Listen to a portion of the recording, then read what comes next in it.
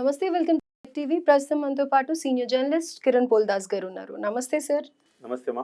Sir, so 'Pushpa 2' release అయింది. ఎలా అవును. ఉంది? పాన్ ఇండియా వైస్ రిలీజ్ చేశారు కదా! సో హ్మ్. అక్కడ కూడా చాలా హైప్ ఉంది. అసలు ప్రమోషన్స్‌కి వెళ్ళొచ్చారు. చాలా ఈగర్‌గా వెయిట్ చేస్తున్నారు అన్న సంగతి తెలిసిపోయింది. సో ఎలా ఉంది థియేటర్స్‌లో? 12,000 థియేటర్లలో రిలీజ్ చేశారు ప్రియాంక. ఓహ్! దేశవ్యాప్తంగా దాదాపు 80 దేశాలని చెప్తున్నారు. హుహు. రకరకాల భాషల్లో 12,000 థియేటర్లు. ఎక్కడైనా తెలుగు వాళ్ళు ఉంటారు కదండీ చాలా కంట్రీస్‌లో. I think so this is the first movie కదా! ఇలా ఇన్ని లాంగ్వేజెస్‌లో ఇంత హ్మ్. హ్యూజ్‌గా రిలీజ్ హ్మ్. చేయడం అనేది. అంతకుముందు 11,000 థియేటర్‌లో 'బాహుబలి' ఏమో రిలీజ్ అయింది. ఇప్పుడు 'బాహుబలి' తర్వాత 'పుష్ప 2'. 'పుష్ప 2'ని 12,000 థియేటర్‌లో రిలీజ్ చేశారు. మొదటి రోజు 300 కోట్ల రూపాయల కలెక్షన్ రాబట్టాలనేది లక్ష్యంగా చేశారు.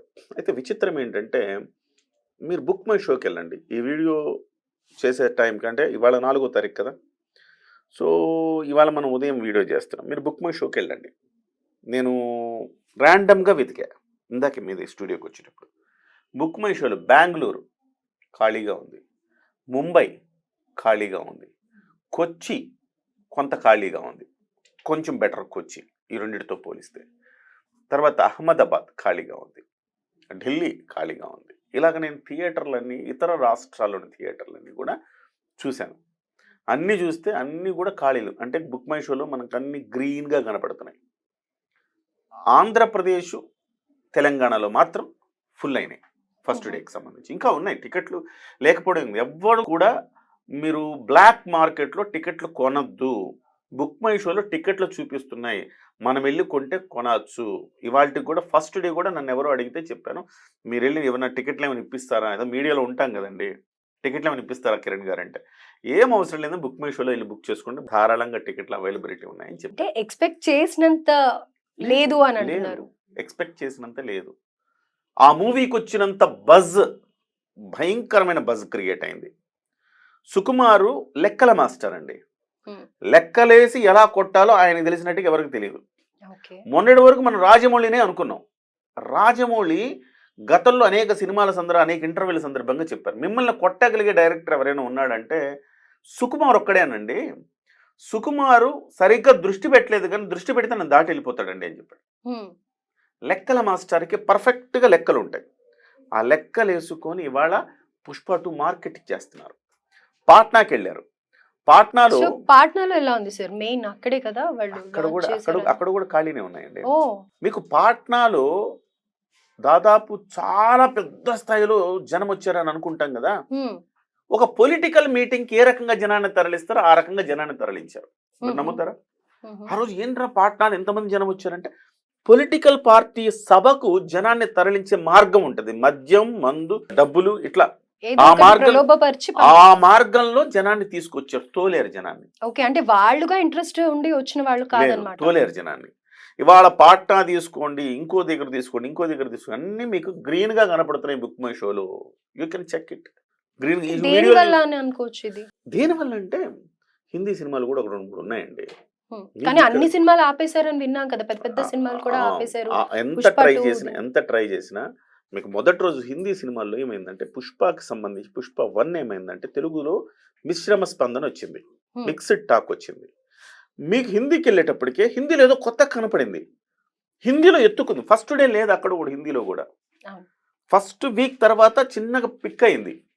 హిందీలో పిక్ ఎప్పుడైతే అయిందో అప్పుడు తెలుగులో బాలీవుడ్‌లో బాగా క్లిక్ అయిపోయింది సినిమా అని చెప్పి అప్పుడు తెలుగులో కూడా మళ్ళీ చూడడం మొదలుపెట్టారు. హ్మ్. సినిమా బావుంటది కాదనలా. కానీ మిక్స్డ్ టాక్ వచ్చింది ఫస్ట్ డే. సో అక్కడి నుంచి హిందీ మార్కెట్‌ని చూసి తెలుగు మార్కెట్ అందుకుంది. ఇవాళ ఏంటి తెలుగులో బావుంది మార్కెట్. ఓకే. ఇవాళ తెలుగులో ఆల్మోస్ట్ ఫుల్ అవుతున్నాయి. ఇంకా ఎంతండి ఇంకా రేపటికి సినిమా అంటే ఇవాళ ఇంకా ఈవెన్ దో ప్రీమియర్ షో టికెట్లు కూడా ఉన్నాయి. మీరు బుక్ మై షోలోకెళ్తే. అవి అంటే కూడా ఎక్స్‌పెక్ట్ అవైలబిలిటీ ఉన్నాయి. చేసినంత అయితే లేదు మరి. ఎక్స్‌పెక్ట్ చేసినంత లేదు. రీజన్ ఏంటంటారు? ఎక్స్‌పెక్ట్ టికెట్స్ చేసినంత టికెట్స్ లేకపోవడం. హైప్ వల్ల.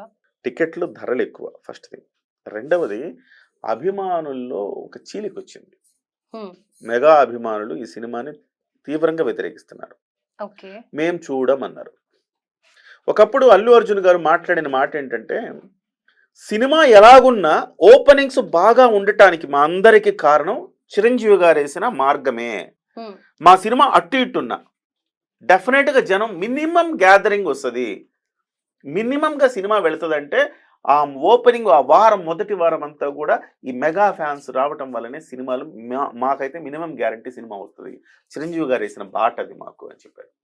ఇవాళ చిరంజీవి గారి అభిమానులు మెగా సెక్టర్ అభిమానులు ఎవరైతే ఉన్నారో పవన్ కళ్యాణ్ కావచ్చు, రామ్ చరణ్ కావచ్చు, వరుణ్ తేజ్ కావచ్చు, చిరంజీవి గారు వీళ్ళందరి అభిమానులు ఇవాళ స్తబ్దు అయిపోయారు. సార్ సినిమా అయితే ఇక్కడ చూడొద్దని నిర్ణయం చేసుకున్నారు. నాకొక చిన్న డౌట్. ఇప్పుడు 'అభిమాను'లోనే గ్యాప్ వచ్చిందా? 'మెగా ఫ్యామిలీకి', 'అల్లు ఫ్యామిలీకి' కూడా గ్యాప్ వచ్చిందంటారా? మెగా ఫ్యామిలీకి, అల్లు ఫ్యామిలీకి కూడా గ్యాప్ ఉన్నట్టుగా మనకు కనపడుతోంది. హ్మ్. వాళ్ళు ఆ గ్యాప్‌ని సరి చేసుకుంటారా? లేదా? గ్యాప్ అయితే ఉన్నమాట వాస్తవం ప్రియాంక గారు. మరి ఆ గ్యాప్ ఎందుకొచ్చింది అంటే, మనకున్న సమాచారం ప్రకారం అల్లు అర్జున్ గారు తన బ్రాండ్ ఇమేజ్‌ని పెంచుకోవాలి. అల్లు బ్రాండ్ కింద ఉండాలి. నేను మెగా బ్రాండ్ కింద ఉండకూడదు అని. తప్పేం లేదు. ఎవరైనా గాని అల్లు అర్జున్, అల్లు అరవింద్ గారిని ఒక ఈటీవీ ఇంటర్వ్యూలో ఇదే అంశాన్ని అడిగితే, పిల్లలు పెద్దవాళ్ళయ్యారు గదండీ! ఎవరి పాటికి ఎవరి మార్కెట్ వాళ్ళు సృష్టించుకోవాలనుకుంటారు గదా! ఇది ఒక పాజిటివ్ పోటీ ఇది. ఈ పోటీలో చరణ్ ఒక మార్కెట్‌ని అర్జున్ ఒక మార్కెట్‌ని సృష్టించుకోవాలనుకుంటున్నప్పుడు అది ఆ రకంగా కనపడుతుంది మీకు అన్నాడు.